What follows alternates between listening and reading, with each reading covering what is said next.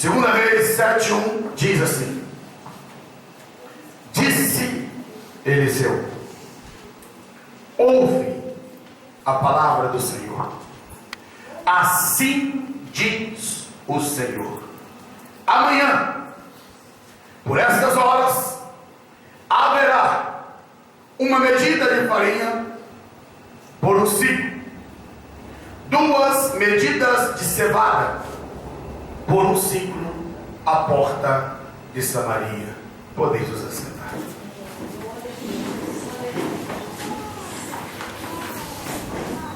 Eliseu, o grande homem de Deus,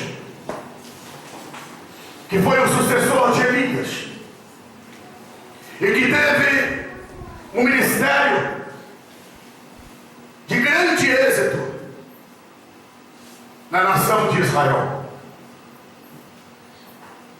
E ele foi uma das peças fundamentais nesse tempo de crise que Samaria estava vivendo.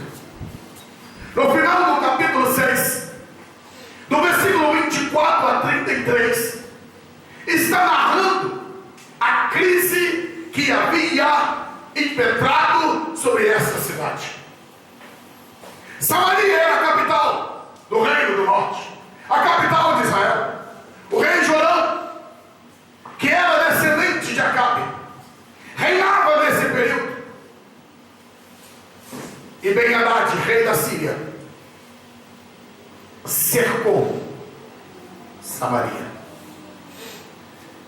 Mas veja bem, quando Ben-Hadad saiu da Síria, ele decidiu que haveria de lograr êxito contra aquela cidade, porque a Bíblia diz, no versículo 24 do capítulo 6, que Ben-Hadad ajuntou todo o seu exército, subiu e cercou Samaria.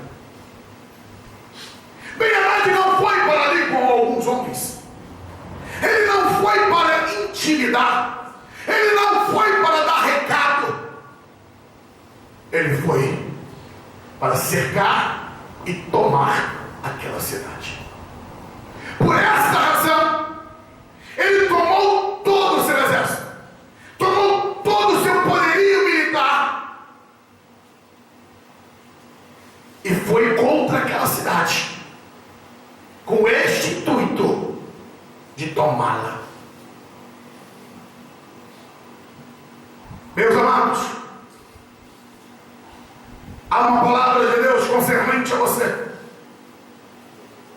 Não pense que o nosso inimigo, ele está brincando conosco, que está tentando apenas nos intimidar, que está mandando recados. Não. Em nome de Jesus, receba essa palavra, porque Deus manda te dizer da seguinte maneira: o fato de você ter sobrevivido em situações em que pela qual você achava e tinha considerado que não tinha jeito, não foi porque o inimigo foi fraco, foi porque o Deus do salto do céu te concedeu livramento e te fez você viver. Porque todo o poderio dele está à disposição dele para destruir a tua vida. Ben-Hadad saiu decidido com todo o seu exército, ninguém ficou lá atrás. E tem sido assim essa batalha travada. Satanás tem reunido a sua sorte, os seus poderes, para atacar, para cercar, para sitiar as famílias, os lares, as pessoas.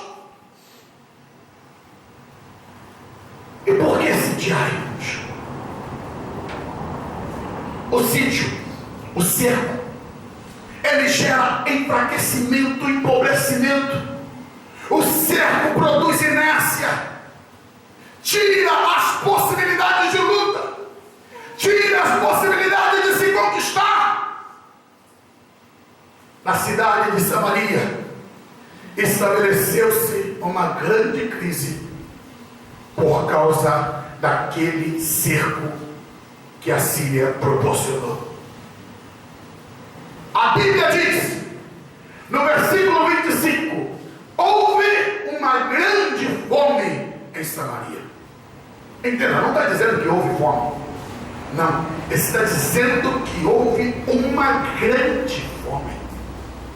Não era apenas escassez de alguns produtos, não. A fome impetrou de tal forma, de tal maneira, que a miséria se instaurou naquela cidade. O inimigo não tem como propósito roubar algumas coisinhas tuas. Ele não quer apenas gerar algumas situações em alguns aspectos, não. Ele quer que a miséria seja instaurada em você. Ele quer roubar tudo que você tem, porque a ação dele é essa. Ele vem para roubar, matar e destruir. O foco final dele é a destruição. E essa era a ação de verdade. Ele cercou aquela cidade de maneira tal que aqueles homens não podiam sair para ir para o campo, não podiam negociar. Havia ali agora, por intermédio desse cerco, a impossibilidade de comercialização. Essa nação foi enfraquecendo, e com isso a fome foi se agravando. E em meio ao agravamento da fome, os valores passaram a desvanecer. A Bíblia diz, no versículo 25, que uma cabeça de jumento estava sendo vendido por 80 ciclos de prata. O jumento para a nação de Israel é um animal de trabalho e de quão grande importância. Porém, é um animal imundo para se alimentar dele. Ele fazia parte daquela lista de animais que não poderia ser comido. Mas a Bíblia está dizendo que no meio da crise, esses valores religiosos se desvaneceram. Até aquilo que era imundo estava sendo colocado na mesa para saciar a fome. A tentativa do inimigo no meio da crise é retirar os valores que Deus colocou em você. A crise do nosso tempo é que não se faz mais separação do que é certo e do que é errado, onde tudo é permissível, tudo é possível. Ei!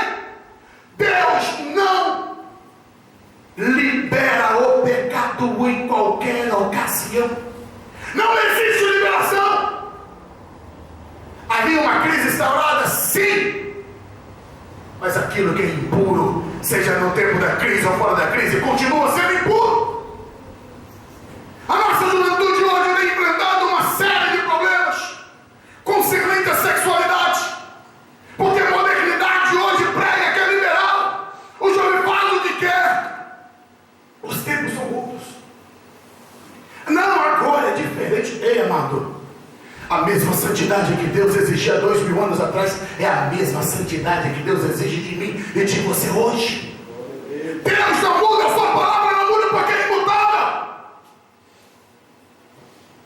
Só que a coisa estava tão feia que a Bíblia está dizendo que a cabeça do jumento, aqui não é nem o corpo do jumento.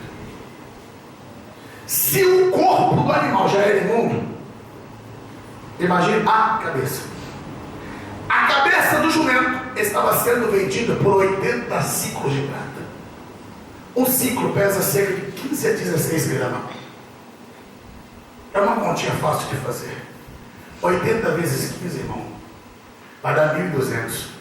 Isso quer dizer que uma cabeça de jumento estava valendo 1,2 kg de prata. Era o valor que estava sendo pago por uma cabeça de jumento. A Bíblia diz aqui Tem um termo que fala que por 5 ciclos de prata se comprava esterco de pombo. Esterco de pombo é tido como uma erva que tinha esse nome.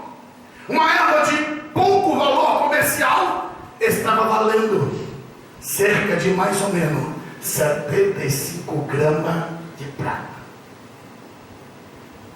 A fome estava de uma maneira estarrecedora. A balança comercial estava em crise. Jumento não era comercializado como alimento, mas agora já estava com seus preços inflacionados. A crise regeu para baixo os valores religiosos, mas o ápice que eu vejo nesse texto, dos problemas da crise que se afetou aqui, foi que houve canibalismo. O canibalismo é uma prova da verdadeira decadência humana. Deus já havia profetizado através de Moisés, em Deuteronômio capítulo 28, que se a nação de Israel se desviasse dos caminhos dele, eles haveriam de provar do cativeiro, e haveriam de passar por tempos amargos, e até mesmo teriam que viver do canibalismo. E o que é o canibalismo? O canibalismo é o ato de se alimentar de carne humana. No meio da fome, a prática de canibalismo dentro de Samaria passou a ser um ato de sobrevivência. Algo horroroso. Mas piora mais o quadro ainda, quando eu olho para a Bíblia e encontro 2 mães fazendo um acordo comercial. Qual era o acordo delas? A mulher A procurou a mulher B e disse: ei, estamos morrendo de fome, vamos fazer o seguinte. A mulher A propôs: vamos cozinhar o meu filho e vamos comê-lo. Depois que acabar esse alimento, você cozinha o teu, e assim vamos sobreviver mais alguns dias. E o que aconteceu? A mulher lá pegou seu filho, cozeu ele, e ambas comeram. Quando terminou ali, ela foi até aquela mulher B e disse: dá-nos agora, meu filho, vamos cozê-lo. A mulher B: não, o meu não. Esta mulher lá foi até o rei. No versículo 26, ela vê o rei e grita: rei, me acorde. E então o rei de Orão se aproxima daquela mulher e ouve aquele relato. Ele se desespera. A primeira fala do rei mostra uma descrença. Sendo ele descendente de Acabe, seu coração desviado, a primeira fala que ele tem para aquela mulher antes de ouvir a história foi essa: olha, se Deus não pode fazer nada por você, quanto mais eu. Ele estava julgando que Deus estava indiferente. Ele disse: olha, mulher, se Deus não te acudiu, você acha que eu vou te acudir? Eu quero dizer para você que talvez as pessoas te olhem como que se Deus não estivesse fazendo nada por tua vida. Em nome de Jesus, não creia nessa mentira do diabo. Pode estar instaurada a crise que for, Deus continua no controle de todas as coisas. E então, aquele rei, ao ouvir a fala dessa mulher, ele rasga as suas vestes, joga cinza sobre a sua cabeça. Ele achava que apenas por meio de um ritual de humilhação a crise iria passar. Não passa não, irmãos. Tem outras coisas que dependem para a crise passar. E nós vamos estar analisando dentro da palavra os erros que esse homem cometeu. A partir do momento que ele tem essa noção da gravidade das coisas, que ele tenta rasgar as suas vestes, passa pela rua dando sinal de humilhação, aí ele enche o peito, olha para aqueles que estão à sua volta e diz: ei, já sei o que eu vou fazer. Encontrei um culpado. O culpado é Eliseu. Eliseu é o culpado de tudo isso que está ocorrendo. Vou matá-lo. Simples, né? Soluções simples para crises complexas. Vamos matar Eliseu. Como se o sacrifício de Eliseu fosse arrancar a fome, ou como se a carne de Eliseu fosse alimentar a nação inteira. Erros que um homem sem visão de Deus possui. E então, o rei sai, resoluto, resolvido, junta a sua tropinha e vai para fazer os acertos de conta com Eliseu. Em outro cenário, lá estava o rei, aquelas mulheres desesperadas. Eliseu, a Bíblia diz que estava ele lá na porta da sua tenda. E o que estava fazendo ele ali? A Bíblia diz que os anciãos da cidade estavam ali conferenciando com Eliseu, estavam reunidos com ele. E a minha pergunta quando eu li para esse texto: por que os anciãos não estão reunidos com o rei? Se eles estavam buscando solução, eles teriam que ir junto a quem? Ao rei. Mas não, eles estavam ali junto com Eliseu. Sabe por quê? Porque eles entendiam que Eliseu era um homem de Deus e ele poderia trazer sim uma resposta de Deus para solucionar aquela situação. E Eliseu então levanta a sua voz e diz para os anciãos que estavam à sua volta: ei, o sanguinário está vindo para tirar a minha vida. Sabe o que eu aprendo com isso, irmãos? Que no meio da crise você precisa ter comunhão com Deus e ver aquilo que estão preparando contra ti. Eliseu teve revelação de Deus antes de Jorão pisar na rua dele, antes de Jorão chegar na tenda dele. Ele já sabia que Jorão estava vivo, ele já estava aguardando, ele não foi pego de surpresa. Não houve nenhuma surpresa para Eliseu quando Jorão chegou à sua porta. E a Bíblia diz aqui, irmãos, que quando Jorão ele chega, Eliseu então se levanta e faz a seguinte pronúncia, que foi o que nós lemos: ouvi a palavra do Senhor. Eliseu estava à porta da sua tenda, aguardando aquele homem. Não era para dar a ele explicações do porquê da crise. Ele não estava ali para dar explicações do que estava ocorrendo, não. Ele tinha uma palavra de Deus para um homem sanguinário que estava indo tirar a vida dele. O mundo de hoje precisa de uma palavra de Deus. Igreja do Senhor, no meio da crise, Deus precisa de homens que têm uma palavra do céu para aqueles que estão em desespero. Quantas vidas desesperadas que precisam ouvir a palavra do Senhor.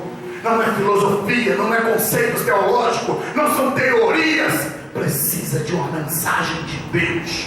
E Eliseu estava aguardando aquele homem com uma mensagem de Deus. Assim diz o Senhor. Claro, objetivo: aos ouvidos do rei, do capitão, dos anciãos, de todos que cercavam. Não foi conversa a pé de ouvido, não foi conversa com desconfiança. Eliseu encheu o peito e disse: ei, amanhã, mais ou menos a estas horas, a crise acabou. Assim diz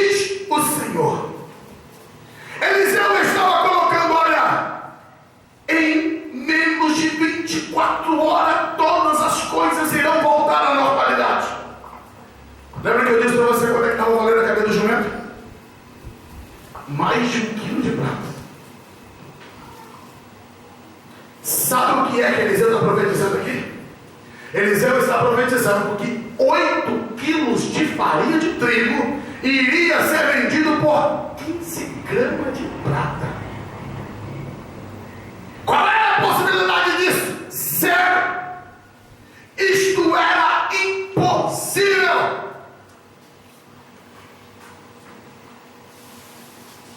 Ou aquele homem estava tentando ganhar tempo, ou ele era um louco, ou ele era verdadeiramente um homem de Deus. A mensagem que Eliseu trazia era uma mensagem de impossibilidade, mas esta era a mensagem de Deus. E é isso que eu quero vos falar nessa noite. Aquilo que parece impossível para o homem é possível para Deus. Deus transforma, muda. Deus toma o homem quebrado, arrebentado da vida, junta os cacos dele e transforma aquilo que o homem diz que não tem jeito de mudar. A história está aí para provar. Quando daqueles que já se consideravam como nada, lixo do mundo, Deus toma com seu poder, com a sua mão, restaura, levanta, transforma e glorifica o nome dele. Sabe por quê, irmãos? Porque Deus é especialista em resolver crise. Deus é especialista em agir onde o homem não pode agir. Deus é especialista em dar a palavra final. A palavra final é dele, pertence a ele. E quando ele diz, não importa o que tenha que acontecer, ele faz cumprir a palavra dele. Glória a Jesus. Glória a Deus. Deus decidiu pôr um ponto final naquela crise. E Eliseu está pensando, como disse, que ele falou ao pé de ouvido. Não, falou para todo mundo ouvir, porque ele tinha certeza do Deus que ele estava pregando. Ele não tinha temor, receio. Ele disse, amanhã, mais ou menos nessas horas, está tudo resolvido. Então, o bendito do capitão do exército de Jorão, aquele que saiu momentos antes pensando que ia passar a espada no pescoço de Eliseu, ele dá o brado e dá o grito. Ei! Isso é impossível. O quê? 24 horas para a crise terminar? Ei, cai nessa não. Aquele capitão teve a audácia de dizer, se Deus abrir janelas lá no céu, será que ainda assim é possível? A descrença é a maior miséria na vida do ser humano.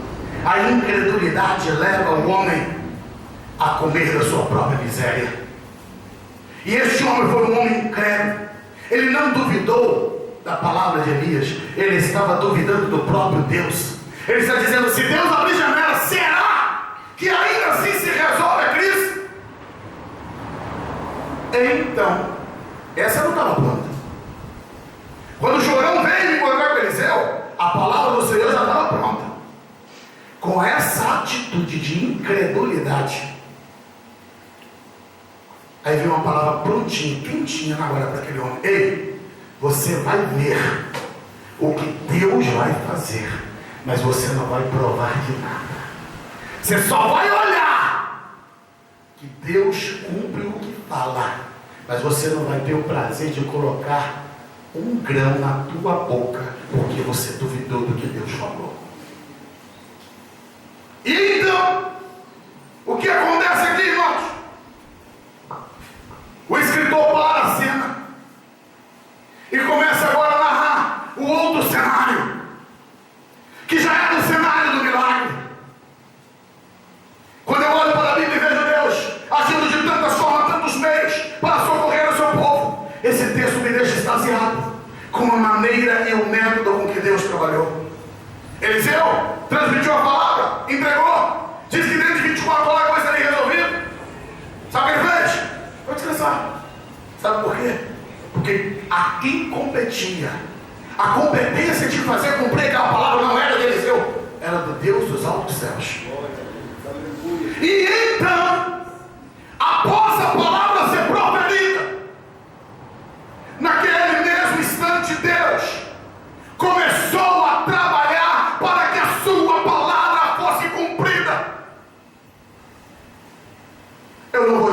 ironia porque Deus não trata com ironia. Mas Deus, Ele trata as coisas que não são para confundir aqueles que são. Mas a Bíblia diz que Deus então não abriu as janelas do céu, de fato, não abriu. O meio que Deus começou a mover foi por meio de um ruído. Está entendendo isso? Por meio de um barulho, um ruído.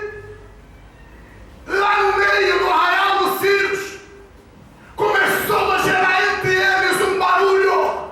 Havia um ruído que estava ecoando aos ouvidos, e um cutucava o outro dizendo: o que é isso? Que barulhão é esse? E então eles começaram a temer. O barulho de Deus começou a causar medo entre eles.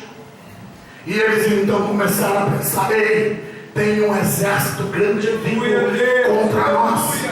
E aqueles homens, para tentar salvar a sua vida, a Bíblia diz que eles romperam em disparada. Correram, largaram para trás as tendas como estava, largaram armas, até as roupas do corpo que estava atrapalhando correr. Eles foram largando, retirando e correndo, desesperados. Aleluia, Deus. Deus colocou o inimigo para correr sem fazer nada de astronômico, sem precisar abrir janelas do céu, apenas por meio de um ruído. Ei, talvez você não saiba, mas Deus tem métodos de trabalhar que vai além daquilo que você pensa. A maneira de Deus fazer vai além daquilo que você possa imaginar. Deus, para provar o seu poder e a sua majestade, Ele promoveu apenas um ruído. E o inimigo tremeu, fugiu, correu. Sabe de onde vieram as provisões? Não veio, queridos, de volta. Janelas do céu. A ironia daquele capitão fez Deus mostrar que Ele faz como quer, quando quer, a hora que quer. Glória a Deus. Poderoso. Em volta da cidade quem estava? Os sírios. Os sírios eram uma ameaça. Os sírios eram símbolo de morte. Eram símbolo de destruição. E sabe o que Deus fez? Deus fez com que as provisões daquela nação saíssem exatamente de onde estava a volta deles. Glória a Deus. O milagre não veio do céu. O milagre estava do lado deles e eles não sabiam. Aleluia, Deus. Talvez você esteja desesperado, pensando: Deus, como eu vou resolver a crise? Ei, às vezes o teu milagre está tão perto de você, apenas está faltando visão. Você não está enxergando com os olhos espirituais. Quando os seus olhos estão na crise, você não consegue enxergar a maneira como Deus vai fazer milagre na tua vida. Deus colocou os sírios para correr por meio de um ruído. Aleluia, Deus. Um barulho. Tá. Arraial estava assim. E agora? O profeta havia anunciado a palavra. Após ele anunciar a palavra, Deus enviou o ruído. Começou a anoitecer. O relógio de Deus estava contando. E então, Deus usa uma segunda estratégia. A Bíblia diz que havia 4 homens que estavam fora da cidade, assentados. Esses homens eram leprosos. Homens inúteis, esperando a morte chegar, verdadeiros lixos da sociedade. Em tempos normais, o homem leproso ele era totalmente desvalorizado. No tempo de crise, aí com o valor dele, nem para canibalismo ele servia. Não tinha valor algum. E a Bíblia mostra que Deus escolheu estes homens para levar a mensagem de boas novas para uma nação que estava à beira da morte. Aleluia, Deus. Deus tomou esses homens que eram inúteis, porque Deus usa as coisas que não são para confundir aquelas que são. Aleluia. O momento daqueles ali para resolver a crise, Deus não precisou levantar um anjo poderoso religioso. Deus não levantou um ministro, um embaixador. Não! 4 leprosos. 4 homens leprosos que adentraram no arraial e perceberam que estava vazio. E viram que não havia ninguém. Entraram numa tenda e encontraram ouro, prata e suprimentos. Comeram até empanturrar. Entraram na outra tenda, lá estava de novo alimento. Comeram, tomaram ouro, prata. Aí eles perceberam: ei, Deus fez um milagre aqui. Lá dentro tem uma nação morrendo. Vamos correndo para lá. A Bíblia diz que já chegava o crepúsculo, quer dizer, já estava entardecendo. E aqueles homens chegam ali, diante dos muros, e começam a bradar. Eles começam a gritar, dizendo: ei, não tem nenhum Ciro aqui. O inimigo foi embora. E eles anunciavam e bradavam. Aqueles homens que traziam as boas novas, que relatavam um milagre, não eram dignos de confiança do rei. O rei desconfiou. Isso é armadilha. O inimigo sabe que nós estamos todos esfomeados, morrendo de fome. Com certeza se afastou e te abre as portas, eles entram e nos tomam. Desconfiando do milagre que Deus havia já realizado. Não estava ele crendo. Foi o rei que ouviu algumas horas antes a palavra de Eliseu. E então ele mandou: soldados, vão lá, percorre. Soldados percorreram cerca de quase 40 quilômetros. Não encontraram um ciclo sequer. Pelo contrário, no meio de um caminho, encontraram roupa, encontraram armas, encontraram, mostrando que por aquele caminho passou alguém que estava fugindo com muito medo. E eles vão, anuncia para o rei: rei, não tem problema nenhum.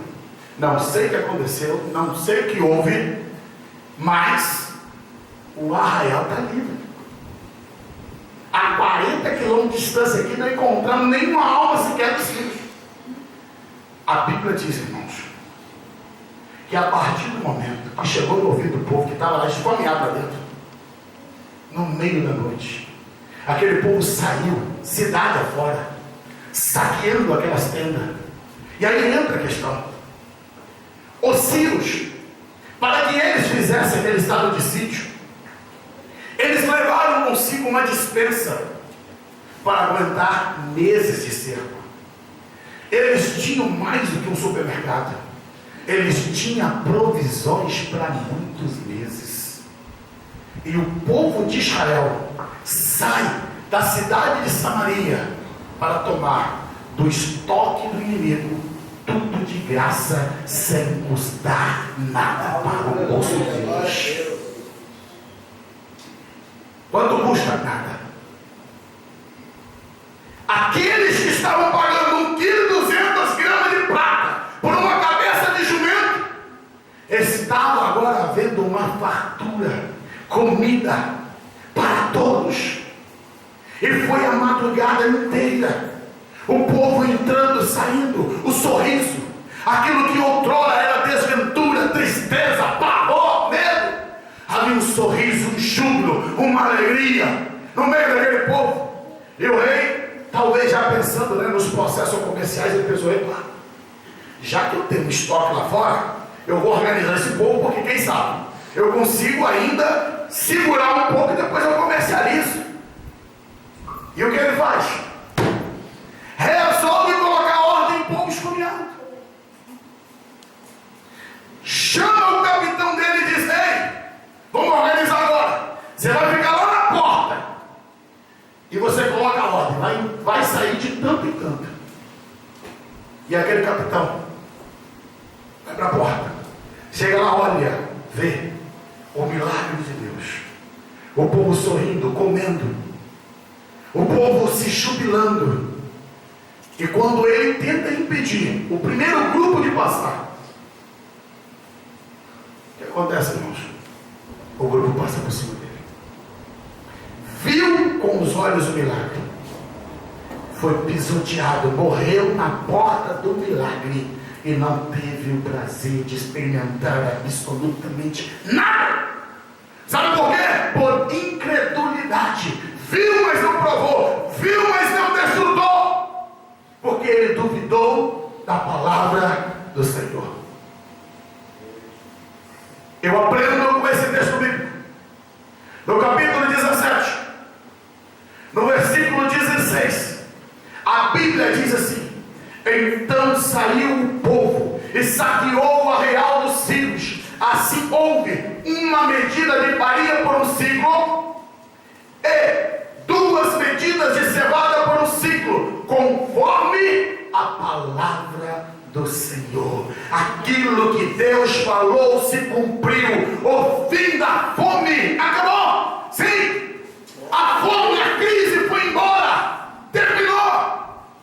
E aquilo que Deus havia promulgado acerca daquele capitão, a Bíblia diz no versículo 17: ora, o rei havia colocado para o capitão em cujo braço se apoiava, e o povo atropelou na porta, e ele morreu, como disseram o homem de Deus, o que falou quando o rei descera a ele. Aconteceu como o homem de Deus dissera ao rei: amanhã, a estas horas, haverá 2 medidas de cevada por um ciclo e 1 medida de farinha por um ciclo à porta de Samaria. Glória. Sabe por quê? Porque Deus falou. Quando Deus fala, Ele vela pela sua palavra para Aleluia, Senhor. Ele usa meios, estratégias, formas.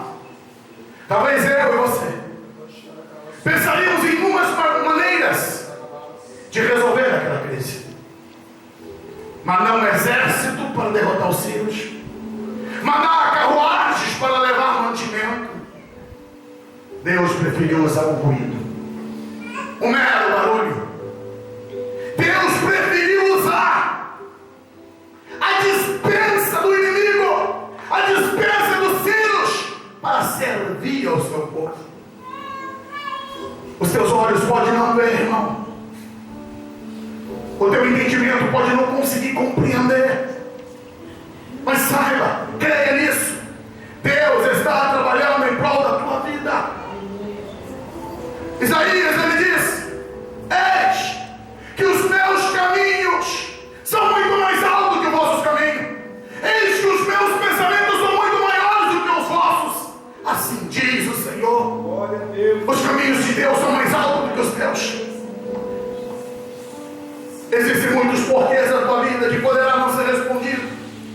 Mas saiba de uma coisa: Deus está agindo em prol de você. Aleluia, Senhor. Assim como aquela nação não percebeu, o milagre esteve à volta deles o tempo inteiro. A provisão estava do lado deles, mas eles não enxergavam. Precisava de quê? Do toque de Deus. E Deus escolheu tocar em você hoje, porque Ele é Senhor do tempo. Aquela crise já havia tempo que estava instaurada, mas fulano no profeta Eliseu diz: amanhã, ei, Deus é Senhor do tempo, e se Ele determina um tempo sobre você, saiba, vai cumprir conforme a palavra dEle, porque Ele não é homem para que minta, Ele não é filho do homem para que se arrependa. E uma vez que sua palavra foi falada, a Bíblia diz que ela não volta vazia sem que cumpra aquilo que lhe apraz. E eu creio que Deus tem uma palavra liberada de vitória para você. Eu queria que você se colocasse em pé. O campo dos filhos se tornou um campo de provisão, da angústia, do medo, da ameaça de morte. Foi dali que Deus tirou provisão para o seu povo. Em nome de Jesus, não discuta com Deus. Não discuta com Deus. Deixa Deus agir em você. Deixa Deus fazer do jeito dele, da forma dele, da maneira dele. Ele tem estratégia muito melhor do que a tua. Por mais sábio que você acha, que você sente, por mais entendido que você se considere, Deus tem o melhor para você. Feche os seus olhos agora. Oh, Deus Todo-Poderoso. Se vê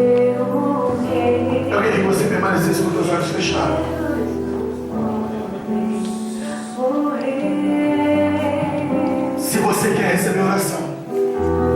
Se você se encontra hoje no olho da crise, você tem olhado de um lado para o outro da tua vida e talvez tenha questionado a Deus: até quando? Senhor, o que eu vou fazer? Senhor, eu não sei como fazer. Deus é especialista em fazer o impossível amado. E Deus manda te dizer que Ele vai fazer aquilo que você não pode, porque Ele é o Senhor do impossível e Ele tem o melhor para a tua vida. Aquilo que para ti pode ser considerado até então derrota, Ele tem o poder de mudar a história da tua vida. Ele tem o poder de fazer grandes coisas. Há uma provisão de Deus para você. Deus não quer você na miséria, Deus não quer você na crise. Ele tem